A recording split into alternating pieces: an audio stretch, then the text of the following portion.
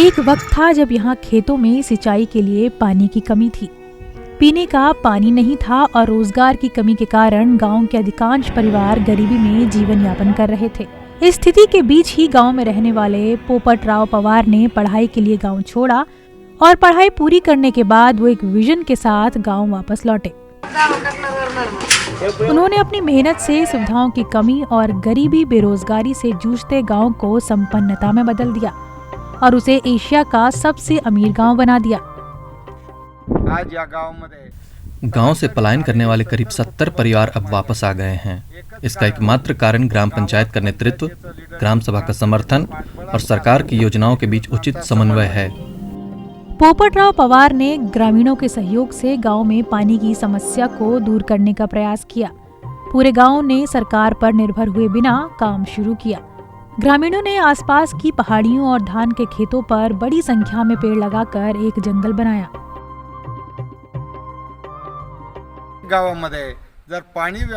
उचित जल प्रबंधन के आधार और फसलों की योजना बनाने से हर गांव में समान आर्थिक समृद्धि आ सकती है। जैसे ही गांव में पानी की समस्या खत्म हुई तो ग्रामीणों का ध्यान स्वास्थ्य, स्वच्छता, शिक्षा और कृषि के मुद्दों की ओर गया।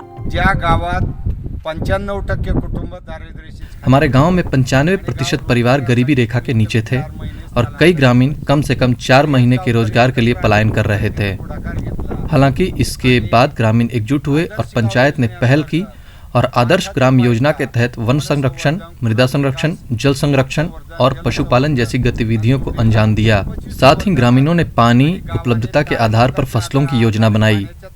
अधिक पानी की खपत वाली फसल लगाने पर रोक का नतीजा है कि गांव ने यह उपलब्धि हासिल की है। गांव में आर्थिक समृद्धि आने से लोगों में आध्यात्मिक समृद्धि भी अच्छी होती है। आर्थिक दृष्ट्या, सामाजिक दृष्ट्या, नैतिक दृष्ट्या एक आदर्श गांव म्हणून पुढे आला। आज गांव के 97 परिवारों की सालाना आय 5 लाख रुपए से ऊपर है, जबकि 70 परिवारों की कमाई 5 से 10 लाख के बीच है। 1500 की आबादी वाले हिवरे बाजार गांव में साक्षरता दर 95% है। बेरोजगारी की वजह से गांव छोड़कर गए 70 परिवार अब वापस गांव में लौट आए हैं। स्कूली बच्चे गांव में पानी और फसलों पर निगरानी रखते हैं।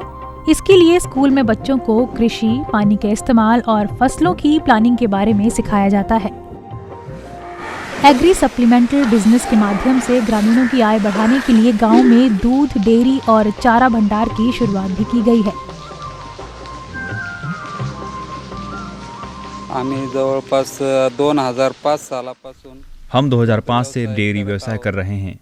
शुरू में हम इसे कृषि के लिए एक सहायक व्यवसाय के रूप में कर रहे थे, लेकिन इससे अच्छी आमदनी होने के बाद हमने खेती को साइड बिजनेस में तब्दील कर दिया।